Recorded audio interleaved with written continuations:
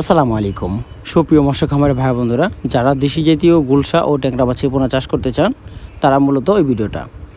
আজকে ভিডিওতে আমি আলোচনা করব দেশি ও গুলশা ও ট্যাংরা মাছের পোনা যা এক কায়দায় হতে গেলে দেখা যাচ্ছে যা মাছের পোনা ভিন্নতার রঙে আসে। তার কারণ দেশি জাতীয় গুলশা মাছের গায়ের রং লালচে বাদামি বর্ণের, যা আকৃতি সোনালী বর্ণের থাকে।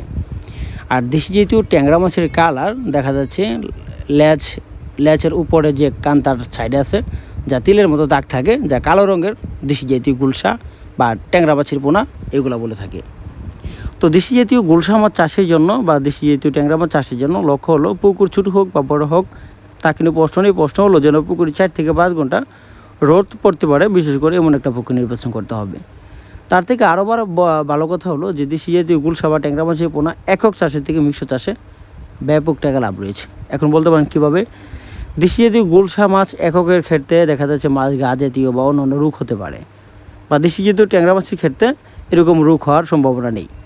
তো দেশি জাতীয় ট্যাংরা মাছ একভাবে ভালো আছে যে মাছের রোগ বালাই খুবই কম হয়, কিন্তু দেশি জাতীয় গুলশা মাছের ক্ষেত্রে একক চাষে মাছের গ্রোথ কম হয়। দ্বিতীয় কথা হলো যা মাছের রোগ বালাই বেশি হওয়ার সম্ভাবনা রয়েছে।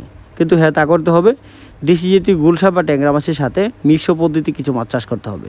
যেমন এক স্তরের মাছ, রুই, মৃগেল, সিলভার, কালীবাস, গনিয়া, ব্রিকেট ইত্যাদি কার্পু মাছ তা মিক্স করে তারপরে দিতে হবে।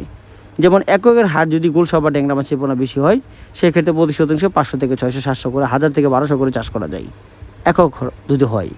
আর সেক্ষেত্রে যদি মিশ্র পদ্ধতি হয়, রুই, মৃগেল, কাপ জাতীয় মাছ প্রতি শতাংশে 8টা থেকে 10টা, 12টা, 15টা, 20টা করে দিতে পারবেন।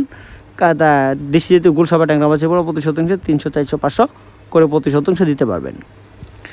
তো দেশি জাতীয় গুলশা মাছের পোনা দেখা যাচ্ছে 5 থেকে 6 মাসে মাছের পোনা বাজারে বিক্রি করা যায়। যেমন 14 থেকে 15টা পিস, 20টা থেকে 40টা পিস, 50 থেকে 100টা পিস হলেও বাজারে বিক্রি করা যায়।